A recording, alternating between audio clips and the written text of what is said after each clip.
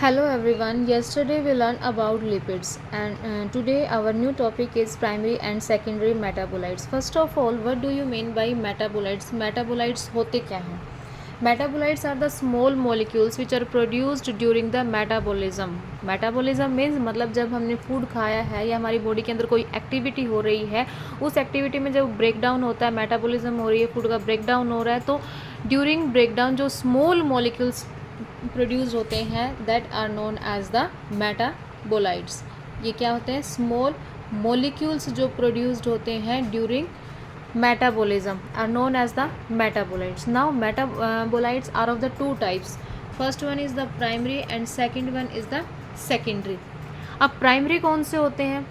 Primary means मतलब जो हमारी बॉडी के लिए नेसेसरी हैं, जिनके बिना हमारा ग्रोथ जो है वो इफ़ेक्ट हो सकती है या ग्रोथ नहीं हो सकती है. ओके जैसे ग्लूकोज है, अगर हमारे पास ग्लूकोज होगा तो हमें एनर्जी मिलेगी, ग्लूकोज नहीं है तो हमें एनर्जी नहीं मिलेगी, उससे हमारी बॉडी जो है वो लिविंग ऑर्गेनिज्म जो है वो इफ़ेक्ट करेगा. ओके ऐसे ही सेम प्रोसेस अगर प्लांट्स में फोटोसिंथेसिस हो रही है तो उनका भी लाइफ साइकिल चलता रहेगा. अगर फोटोसिंथेसिस क्लोरोफिल नहीं है तो फोटोसिंथेसिस नहीं होगी. तो प्राइमरी मेटाबोलाइट्स वो होते हैं जो नेसेसरी होते हैं और यूनिवर्सल होते हैं for the life process. Okay and effect growth that cause effect मतलब जिनका इफेक्ट भी पड़ता है हमारी ग्रोथ के ऊपर. Now the most exciting aspect of chemistry deals with the isolating thousands of compounds small and big from the living organism determining there structure and if possible synthesising them. If one were to make a list of biomolecules, such a list would have thousands of organic compounds. मतलब अगर हम list बनाने लगें तो thousands of organic compounds निकल के आ जाते हैं, including amino acids, sugar, etc. For reason that are given in section 9.1 जो हमने कल रीड किया था. Okay, we can call these biomolecules as metabolites. In biomolecules को हमने क्या बोला है? metabolites बोला है. मतलब जो नाइट्रोजन बेसिस थे, जो हमारे DNA और RNA के लिए ज़रूरी होते हैं, ठीक है, तो वो क्या है? मेटाबोलाइट्स हैं. In animal tissue one notices the presence of all such categories of compound shown in figure 9.1. These are called the primary metabolites. Okay see here, जो इस फिगर में गिवन है ये सारे हमारे क्या हैं? प्राइमरी मेटाबोलाइट्स हैं. However when one analyzes plant, fungal and microbial cells, one would see thousands of compounds other than these called the primary metabolites. मतलब जब हम प्लांट को, फंगल को या माइक्रोबियल सेल्स को देखते हैं, उनको एनालाइज करते हैं, तो प्राइमरी के अलावा उनके अंदर बहुत सारी चीज़ें प्रेजेंट होती हैं. For example alkaloids, flavonoids, rubber, essential oils and antibiotic. और ये सारे क्या हैं? हमारे सेकेंडरी मेटाबोलाइट्स हैं. मीन्स ये हर एक ऑर्गेनिज्म में प्रेजेंट नहीं होते हैं. ज़रूरी नहीं है कि ये हर ऑर्गेनिज्म में प्रेजेंट हो, बट प्राइमरी का प्रेजेंट होना is must. While these are the some secondary metabolites. While primary metabolites have identifiable function, मतलब इनका एक फंक्शन होता है जो प्राइमरी है. प्राइमरी मेटाबोलाइट्स का एक आइडेंटिफिएबल फंक्शन होता है and play non roles in normal physiological process. यही बात मैंने बोली है और यही इम्पोर्टेंट है कि प्राइमरी का तो एक मतलब एक फिक्स फंक्शन होता है और जो हमारे फिजियोलॉजिकल प्रोसेस के लिए ज़रूरी भी है. We do not at the moment understand the role or the function of all the secondary metabolites, but secondary metabolites का हमें मोस्टली का हमें फंक्शन नहीं पता है. किसी किसी ऑर्गेनिज्म में होता है, किसी में नहीं होता है. Many of them are useful to human welfare. कुछ जो ह्यूमन वेलफेयर के लिए भी यूज़ होते हैं. For example rubber, drugs, spices, scents and pigments. ये सारे क्या हैं? ये सेकेंडरी मेटाबोलाइट्स हैं. Some secondary metabolites have ecological important. In the later chapters and years you will learn more about this. अब यहाँ पे कुछ एग्जाम्पल दिए गए हैं सम सेकेंडरी मेटाबोलाइट्स. ठीक है, पहला सेकेंडरी मेटाबोलाइट क्या है? पिगमेंट है. पिगमेंट में कौन सा प्रेजेंट है? कैरोटिनॉइड. अब कैरोटिनॉइड किसके अंदर प्रेजेंट होता है? बीटा कैरोटिनॉइड किस में प्रेजेंट होता है? कैरेट में प्रेजेंट होता है. और ये किसका मेन फंक्शन क्या है? कलर प्रोवाइड करता है ये. ठीक है, right. Next is alkaloids. Alkaloids में क्या है? अल्कलॉइड्स क्या होते हैं? हमारे स्टिमुलेंट होते हैं. क्या होते हैं ये? स्टिमुलेंट. ओके, सबसे पहला है मॉर्फिन. मॉर्फिन क्या है? पेन किलर होता है ये, मतलब अगर हमें कुछ हमारी बॉडी में कोई कहीं पे पेन हो रहा है, हेडेक हो रहा है या फीवर हो रहा है, तो उसमें क्या है, हमें मॉर्फिन ले लेते हैं क्योंकि वो एक पेन किलर है। मेडिसिन के अंदर ये यूज़ होता है। कोडीन ये कफ सिरप के अंदर यूज़ होता है। किसके अंदर यूज़ होता है? ये कफ सिरप के अंदर यूज़ होता है। ओके, एक्स्ट्रा एक इसके अंदर क्यूनिन आता है। क्यूनिन क्या है? एंटी मलेरियल ड्रग है, एंटी मलेरियल है, क्यूनिन भी आता है इसके अंदर। ओके, ये अल्कलॉइड्स हमें याद रखने हैं। मॉर्फिन पेन किलर है, कोडिन कफ सिरप में प्रेजेंट होता है, और क्यूनिन जिससे मलेरिया की मेडिसिन बनती हैं। Next is terpenoids. ये भी क्या होते हैं? ऑयल होते हैं, जैसे तारपिन का तेल बोलते हैं हम हिंदी में इसको। असेंशियल ऑयल्स, बहुत सारे असेंशियल ऑयल्स आए हुए हैं जो कि हमारे स्किन के लिए, मतलब बहुत सारे ऐसे मार्केट में आते हैं ना कि हाँ ये लगाओ तो स्किन के लिए इंपॉर्टेंट है, ज़रूरी है, इससे स्किन ऐसी हो जाएगी, तो ये सेकेंडरी मेटाबोलाइट्स के अंदर कंसिडर होते हैं। नेक्स्ट है toxin, abrin and ricin. Abrin and ricin भी किस में यूज़ होते हैं? ये भी एक स्टिमुलेंट है जो कि हमारा इम्यून रिस्पॉन्स देते हैं। क्या है ये? जो हमारे इम्यून रिस्पॉन्स को स्टिमुलेट करते हैं। कैंसर की से वो बनती हैं, मेडिसिन बनती हैं। ओके, एंटी कैंसर्स होते हैं ये। नेक्स्ट है लैक्टिन्स। लैक्टिन्स क्या होते हैं? ये प्रोटीन होते हैं। लैक्टिन्स क्या होते हैं? ये प्रोटीन होते हैं। जैक बीन सीड्स के अंदर पाए जाते हैं, जो बाइंड होते हैं अल्फ़ा मैनोज और अल्फ़ा ग्लूकोज के साथ। किसके साथ बाइंड होते हैं? ये अल्फ़ा मैनोज और अल्फ़ा ग्लूकोज के साथ बाउंड होते हैं। कौन? कैनवेलिन ए। क्या करते हैं? ये स्टिमुलेट करते हैं सेल डिवीज़न को। क्या करते हैं? It stimulate the cell division, right. And the next is drugs. Drugs में कौन आता है? विनब्लास्टिन और एक इसके साथ होता है विनब्लास्टिन, विनक्रास्टिन। ये दो नेम होते हैं जो कि एंटी कैंसर्स ड्रग है। क्या है ये? एंटी कैंसर्स ड्रग है। इनका फंक्शन, मतलब इनका ये पता होना चाहिए कि ड्रग्स है तो विनब्लास्टिन है, विनब्लास्टिन का क्या काम है और किस में ये यूज़ होता है। ओके, नेक्स्ट जो है ये करक्यूमिन। करक्यूमिन क्या है? एंटी डिप्रेशन, मतलब जो पर्सन डिप्रेशन में, चाहे जो लिविंग डिप्रेशन में होते हैं तो उनके लिए ये मेडिसिन यूज़ होती हैं। विनब्लास्टिन एंटी कैंसर ड्रग है और करक्यूमिन क्या है? एंटी डिप्रेशन ड्रग है। Okay, and the next is the polymeric substances. Polymeric substances rubber, gum, cellulose, ये जो हमारे ह्यूमन वेलफेयर के लिए भी यूज़ होते हैं। So these are the some secondary metabolites which are given in our NCERT. और ये हमें याद होने चाहिए कि कौन कौन से अल्कलॉइड्स में क्या क्या चीज़ें आती हैं। Morphine, codeine, quinine. Okay, terpenoids में मोनोटर्पिन्स, डाइटर्पिन्स, लैक्टिन्स में कौन? कैनावेलिन। मतलब इनके एग्जाम्पल, जो नीट का एग्जाम होता है या टेट के एग्जाम होते हैं तो इनके एग्जाम्पल पूछे जाते हैं कि अल्कलॉइड्स में क्या आता है। मॉर्फिन एक अल्कलॉइड है या असेंशियल ऑयल है? विनब्लास्टिन एंड करक्यूमिन क्या है? ड्रग है, टॉक्सिन है, क्या है? मतलब इस टाइप से क्वेश्चन इसके अंदर बनता है।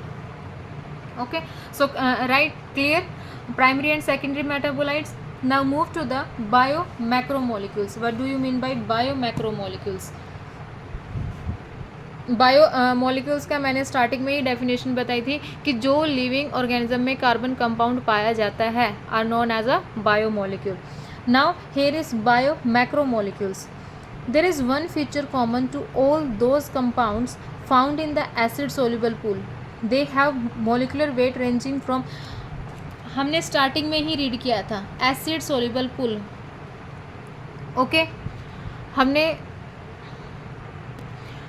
हमने स्टार्टिंग में जो स्लरी, मतलब जो पेस्ट बनाया था इनको सेपरेट आउट करने के लिए, उसके अंदर हमें दो चीज़ें मिली थी. ठीक है, जो फिल्टर आउट होकर आया था वो क्या था? हमारा फिल्ट्रेट था. ओके, और जो ऊपर बच गया था मसलिन क्लॉथ के ऊपर वो क्या था? रिटेनेट. ओके, ये और एसिड कौन सा यूज़ किया था हमने? Trichloro acetic acid. कौन सा एसिड यूज़ किया था हमने? Trichloro acetic acid. जो प्रोटीन या जो carbon compound trichloro acetic acid के अंदर डिज़ोल्व हो गया था वो हमारा सोल्यूबल होकर फिल्ट्रेट में आ जाता है, और जो इनसोल्यूबल था वो ऊपर रह जाता है. ये क्या था? यहाँ पे एसिड सोल्यूबल था. ये सारी चीज़ें इस एसिड के अंदर सोल्यूबल हो गई थी, और ये वाला पोर्शन क्या था? हमारा इनसोल्यूबल था. ओके, यहीं से हमें बायोमैक्रोमोलिक्यूल्स अभी मिलते हैं. They have molecular weight ranging from 18 to around 800 daltons approximately. मतलब सबका वेट किस किस के बीच में? 18 से लेकर 800 डाल्टन तक है. The acid insoluble fraction has only 4 types of organic compound. ये जो इनसोल्यूबल है ये कितने टाइप का था? 4 टाइप का. Okay, that is proteins, nucleic acid, proteins, nucleic acids, polysaccharides and lipids. These classes of compounds with the exception of lipid. अब यहाँ पे ये लाइन इंपॉर्टेंट है, lipids इसमें क्या है, एक्सेप्शन है, have molecular wait in the range of 10,000 Dalton and above. मतलब सिर्फ लिपिड को छोड़ के सबका वेट 10,000 डाल्टन से अबव है, मतलब ज़्यादा है, एक्सेप्ट लिपिड. मतलब लिपिड का वेट कम है, फिर भी ये सोल्यूबल नहीं है, फिर भी ये हमें फिल्ट्रेट के अंदर नहीं मिलता. For this reason, biomolecules, that is chemical compounds found in living organism, are of the two types. तो यहाँ पे हमें 2 टाइप के बायोमोलिक्यूल्स मिलते हैं. One, those which have molecular weight less than 1000 dalton, जिसका वेट जो है वो 10,000 से कम है, and are usually refer to as the micromolecules. मतलब जिनका 10,000 डाल्टन से कम है उनको हमने क्या बोलना है, माइक्रोमोलिक्यूल्स, और simply biomolecules. While those which are found in the acid insoluble fraction, और जो हमें एसिड इनसोल्युबल फ्रैक्शन में मिले हैं वो क्या होंगे, हमारे मैक्रोमोलिक्यूल्स. मतलब जो हमें ऊपर मसलिन क्लॉथ के ऊपर ही मिले हैं, जो डिज़ोल्व नहीं हुए हैं ट्राइक्लोरोएसिटिक एसिड के अंदर, तो वो हमारे क्या हैं, बायो मैक्रोमोलिक्यूल्स. और जो डिज़ोल्व होके एसिड सोल्यूबल के अंदर आ गए हैं वो क्या है, हमारे माइक्रो मोलिक्यूल्स, और सिंपली हम इनको क्या बोल सकते हैं, बायो मॉलिक्यूल्स. अब इसके अंदर क्या क्या थे, प्रोटीन्स, न्यूक्लिक एसिड, कौन कौन से थे, proteins, nucleic acid and polysaccharides, और साथ में क्या था, हमारा लिपिड था. लिपिड यहाँ पे क्या है, एक्सेप्शन है. ये बात हमेशा याद रखनी है कि लिपिड क्या है, एक्सेप्शन है, जिसका वेट 10,000 डाल्टन से कम है, फिर भी ये इसके अंदर प्यूरिफाई होकर फिल्ट्रेट में नहीं आया. इसका रीज़न अभी हमें आगे बताते हैं इसको. The molecule in the insoluble fraction with the exception of lipids are polymeric substance. मतलब सबको छोड़ के, सारे के लिपिड को छोड़ के बाकी क्या है, पॉलीमेरिक सब्सटेंस है. यहाँ पे एक बात याद करनी है, लिपिड जो है वो, lipid not a polymer, lipid जो है वो पॉलीमर नहीं है. ये मोस्ट इंपॉर्टेंट बात है यहाँ पे, lipid is not a polymer. Then why do lipids whose molecular weight do not exceed, मतलब जिसका वेट ही 800 डाल्टन से एक्सीड नहीं है, फिर भी वो मैक्रोमोलिक्यूल्स के अंदर क्यों कंसिडर किया जाता है, that is macromolecular fraction. Lipids are indeed small molecular weight. क्यों, क्योंकि लिपिड, वैसे तो ये क्या है, ऐसे ऐसे स्मॉल वेसिकल्स होती हैं, ठीक है, बट जब हम इनको प्यूरिफाई करते हैं तो ये रिएक्ट नहीं करती हैं, किसके साथ, ट्राइक्लोरो एसिटिक एसिड के साथ ये रिएक्ट नहीं करती हैं, और ये आपस में मिलके एक क्या बना लेती हैं, सेल मेम्ब्रेन. मतलब एक जो वेसिकल है वो सारे आपस में मिल जाते हैं, ठीक है. आपस में मिलने की वजह से मतलब सब जितने भी वेसिकल्स हैं लिपिड्स के, वो सब एक साथ क्या हो जाते हैं, एग्रीगेट हो जाते हैं, और एग्रीगेट होने के बाद इसका साइज़ जो है वो क्या हो जाता है, इंक्रीज़ हो जाता है. अगर हम एक सिंगल वेसिकल की बात करें तो उसका साइज़ क्या है, स्मॉल है, बट जब हम इसमें रिएक्शन में करते हैं और इसको फिल्टर आउट करने की बात करते हैं तो ये इस एसिड के साथ रिएक्ट नहीं कर पाते हैं, और जितने भी लिपिड्स होते हैं, वो जितने भी वेसिकल्स होते हैं लिपिड्स के, वो सारे आपस में क्या हो जाते हैं, जॉइन हो जाते हैं, और एक एग्रीगेट मतलब एक गुच्छा बन जाता है उनका, और उस गुच्छा बनने की वजह से उसका साइज़ जो है इंक्रीज़ हो जाता है, और साइज़ इंक्रीज़ हो गया तो वो फिल्टर आउट नहीं होगा. दैट्स वाई लिपिड का साइज़ स्मॉल होने के बावजूद भी वो क्या है, रिटेंडेंट के अंदर कंसिडर किया जाता है, एक बायो मैक्रोमोलिक्यूल के अंदर कंसिडर किया जाता है. Right, is it clear? and are present not only as such but also arranged into structures like the cell membrane and other membrane. मतलब वो खुद को एक स्ट्रक्चर के अंदर अरेंज कर लेते हैं. When we grind a tissue, we are disrupting the cell structure. Cell membrane and other membrane are broken into pieces and form vesicles which are not water soluble. मतलब जब हम किसी सेल मेम्ब्रेन को या किसी स्ट्रक्चर को pieces में break down करते हैं तो उसमें वेसिकल्स भी बनते हैं, और वेसिकल्स जो हैं वो आर नॉट वाटर सोल्यूबल. इसीलिए हमने लिपिड को हमने कल भी रीड किया था कि लिपिड इज़ वाटर इनसोल्यूबल, क्योंकि वो हाइड्रोफोबिक होता है. हाइड्रो मीन्स वाटर, फोबिक होता है, फोबिया मतलब किसी से डरना. तो लिपिड को क्या है, वाटर से डर लगता है. सिंपल सी बात है, इसलिए वो क्या है, हाइड्रोफोबिक है. Lipid is a hydrophobic, water fearer मतलब वाटर से उसको डर लगता है. Dissolve in other reagent, organic reagent के अंदर ये क्या हो जाता है, डिजोल्व हो सकता है. ऑर्गेनिक रिएजेंट्स के अंदर, जैसे कि बेंजीन के साथ, ठीक है, बेंजीन भी डिजोल्व हो सकता है। Therefore, these membrane fragments in the form of vesicles get separated along with the acid insoluble pool and hence in the macromolecular fraction. Lipids are not strictly macromolecules. ये यहाँ पे आपको चीज़ क्लियर हुई कि लिपिड क्या है, हमारा मैक्रोमोलिक्यूल है, उसका साइज स्मॉल होने की वजह से वो वाटर सोल्यूबल नहीं है, वो एक ऑर्गेनिक सॉल्वेंट है। The acid soluble pool represents रफली द साइटोप्लाज्मिक कंपोजिशन। अब एसिड सोल्यूबल पूल के अंदर क्या होता है, साइटोप्लाज्मिक कंपोजिशन होती है। The macromolecules from the cytoplasm and organelle become the acid. जो मैक्रोमोलिक्यूल्स हैं साइटोप्लाज्म एंड ऑर्गेनली के अंदर, वो तो क्या बनाते हैं, हमारा एसिड इनसोल्यूबल फ्रैक्शन बनाते हैं।